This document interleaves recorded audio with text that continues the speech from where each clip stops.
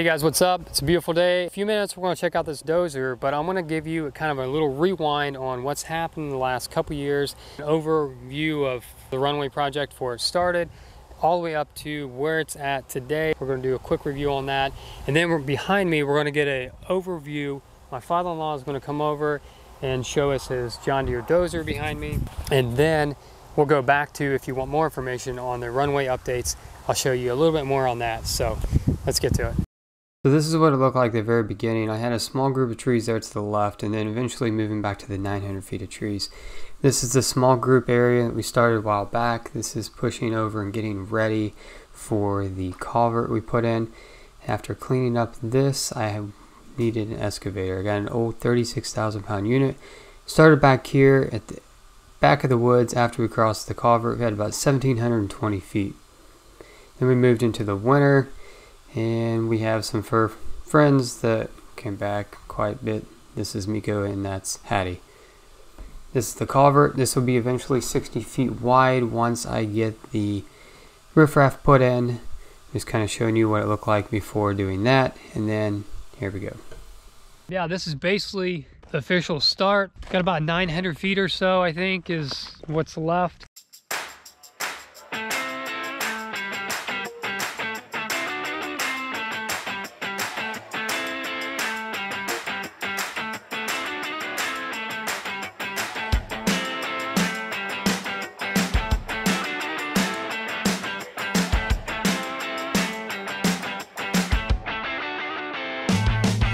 It's just a one and done, and then you know you're all the way down whenever it releases.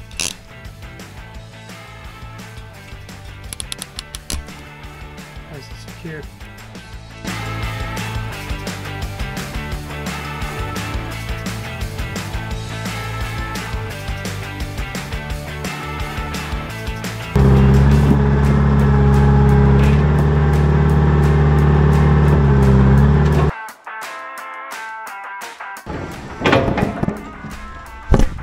Stung right on the forehead. Yeah, those were definitely bees.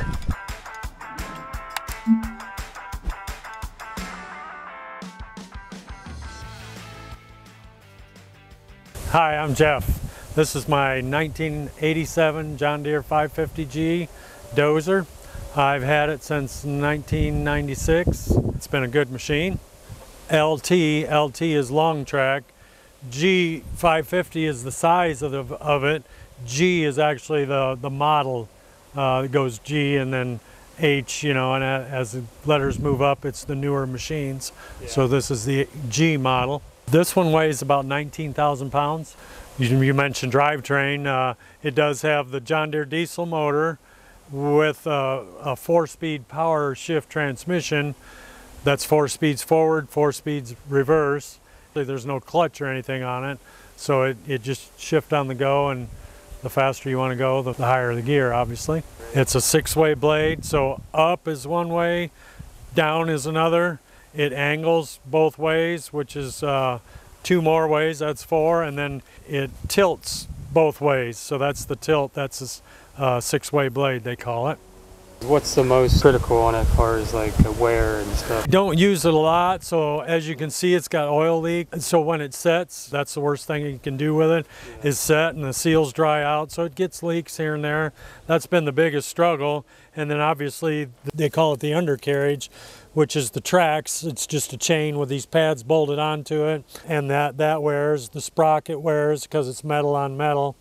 Rollers, you know, everything that runs steel on steel will wear.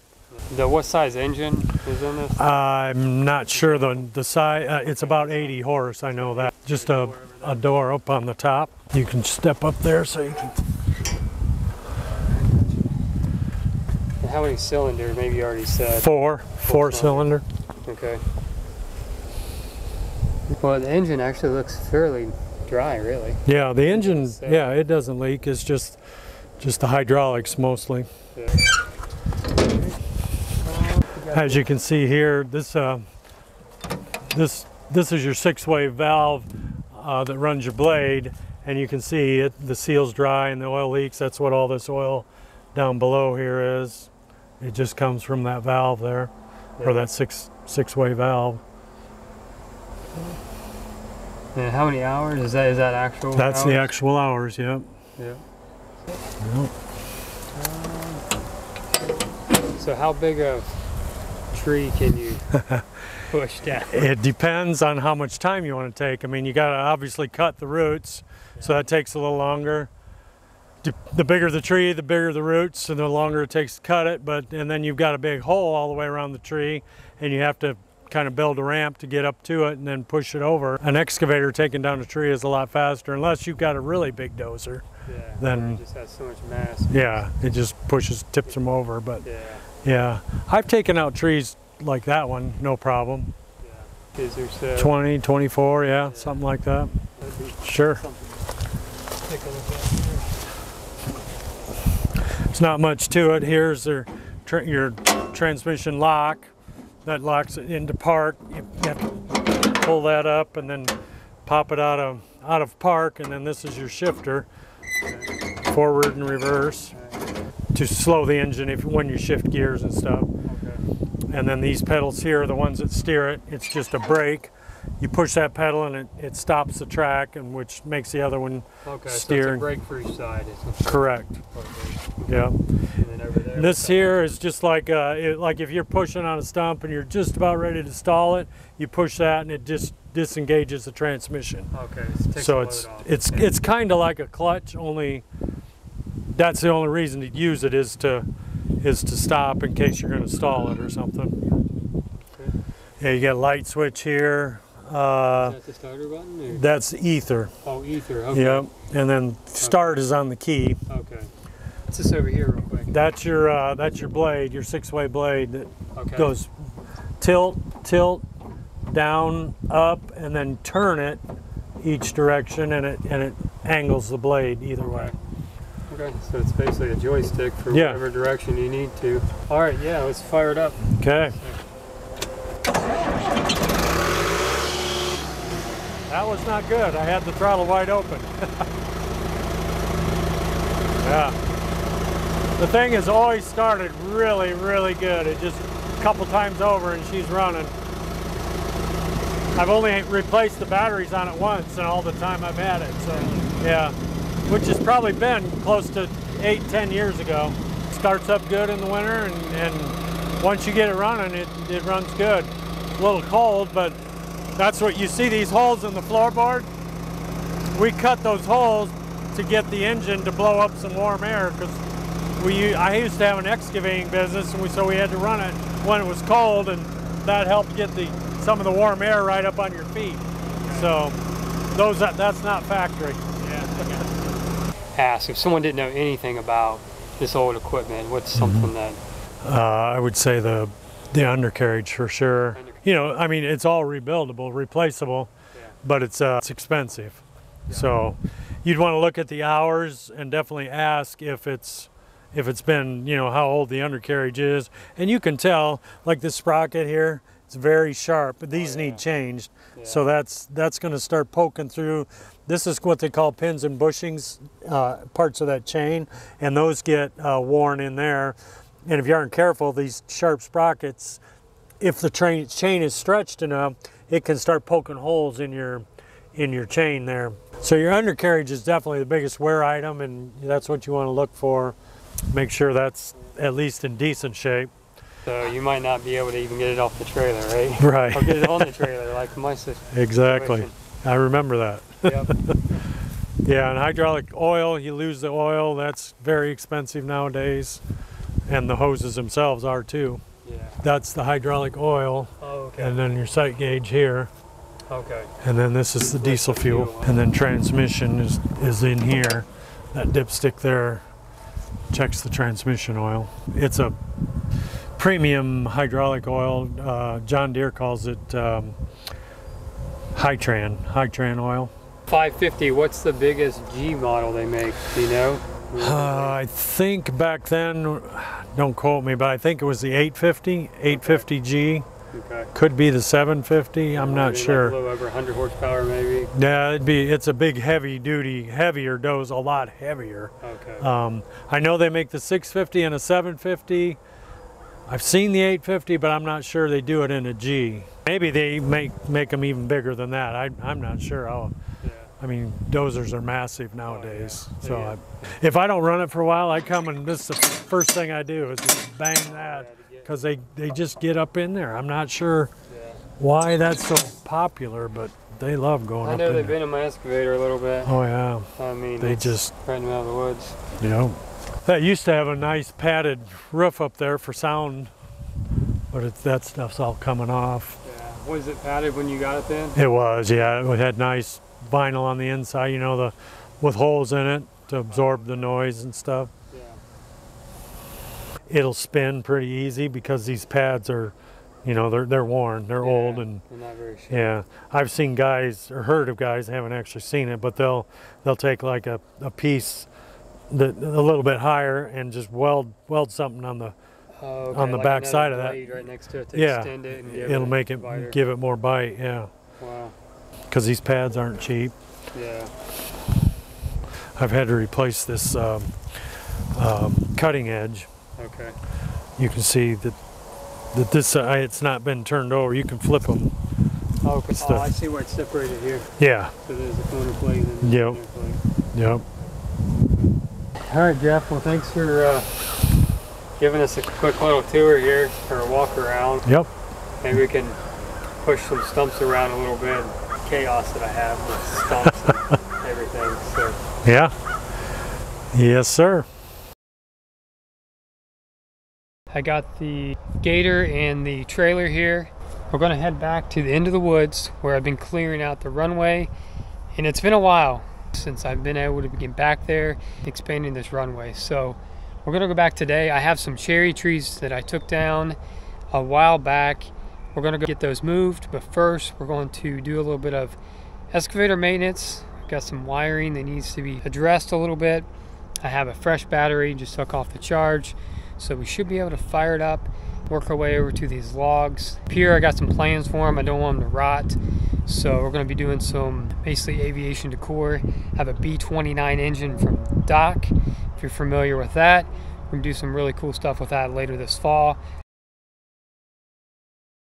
We got a fresh battery here. Thanks to Steven, I have a battery to swap out, and then I'll put the other one on the charge. So this one here was showing really good charge.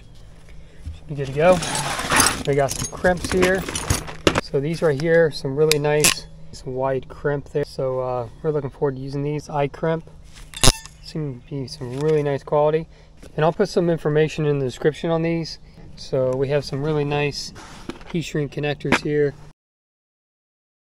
We'll come back here and mow this jazz down. It's a little out of control here.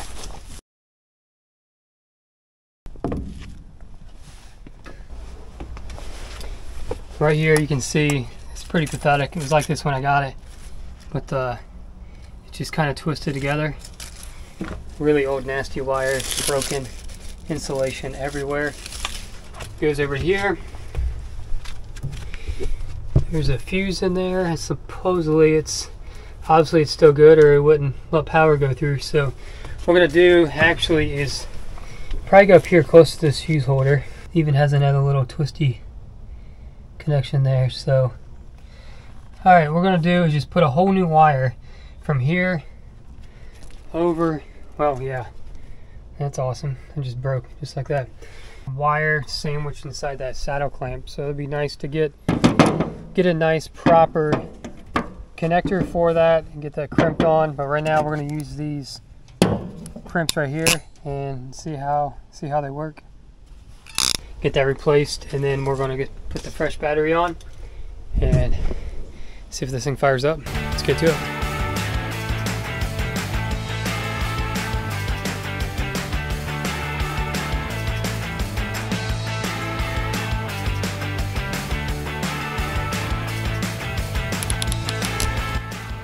See if the pump works, and then we're going to start moving some jazz. We're going to get the trailer up here, kind of back it in right in there, and then we're going to pick up hopefully one log at a time down in here, kind of get those buried cherry logs out and on the trailer, get them back to the hangar so they don't rot and we can get some good use out of them. See if this thing fires up. Let's get to it.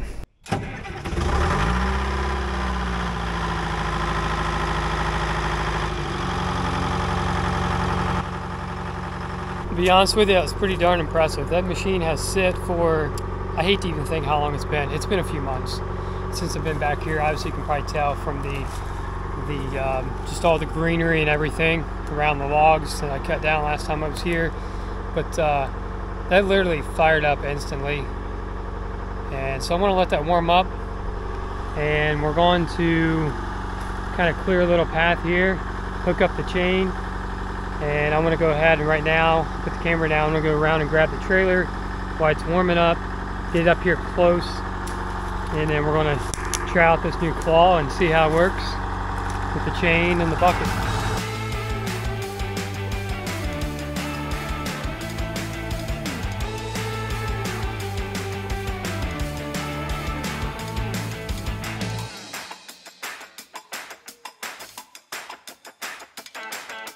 And I have an oak that's pretty darn close to the excavator where it sits right now. So we're gonna go back there and get that dropped hopefully before this rain comes in late this evening. And I want to bring you guys along. We're gonna do a little bit of time lapage in real time, pushing it down. So let's get to it.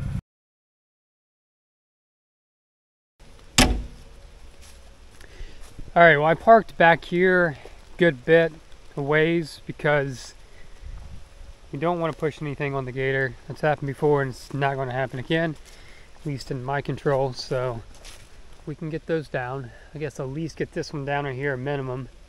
That one's got a fairly decent run as far as log. Actually might be better than that one. So yeah, so let's start with the one here on the left. Be nice and easy to get to. Basically, yeah, there's just nothing in between. It's literally 20 some feet from the back of the excavator. So yeah, it should fire right up.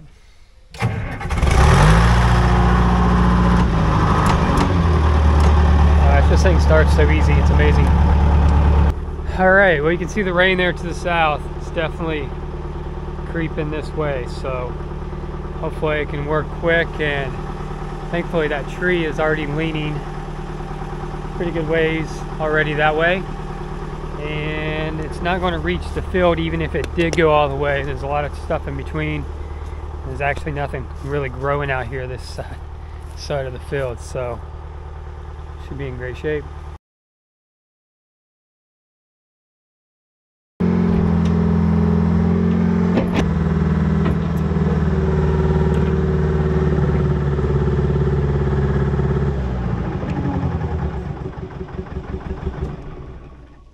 Alright, so I think unfortunately I'm running out of fuel here. I tilted the tank. The outlet's on the upward side of the tank the way the unit's sitting, and it looks like I have some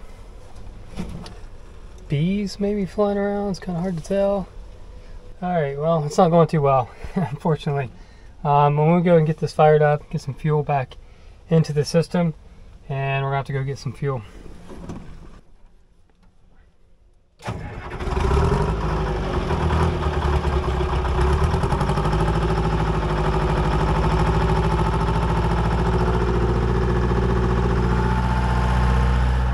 That's what I needed.